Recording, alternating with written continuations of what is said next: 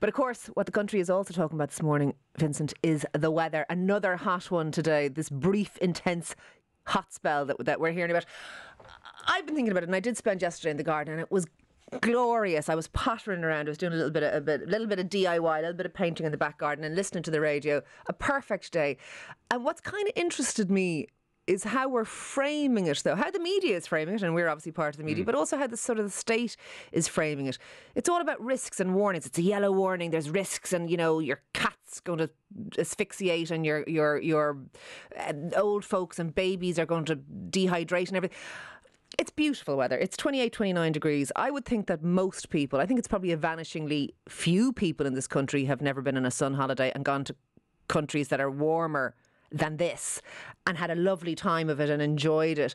I find it interesting, and that's notwithstanding, it's totally different in the UK, by the way, and I know that they're going to maybe hit 40, 41 degrees. That's dangerously hot, and I know that the wildfires are burning in Europe, and I'm not discussing the fact that global warming is an issue, because of course it is, but I just think we're framing everything that we deal with in life now through the prism of risk. The weather is risky, the pandemic is risky.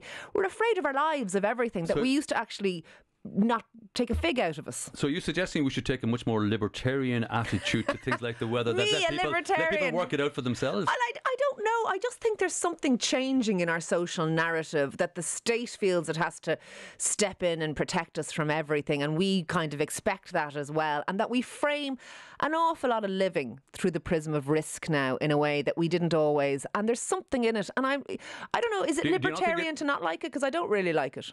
Sometimes the various colour-coded alerts, both winter and summer, annoy me as well. But is it not better that we basically put those alerts out there so that maybe that small minority who aren't aware of the risks should at least get the message? I'm not sure how much of a risk there is, though, to hitting 28 degrees. Oh, now if you lay out in that for a couple of hours without sunburn is obviously a concern for people, but do people not? I don't know. I think we're being treated a little bit as if we're kind of stupid, and also as if perhaps potentially, and I agree with you about the winter weather warnings as well, that sometimes it's a bit windy out and there's a warning about that.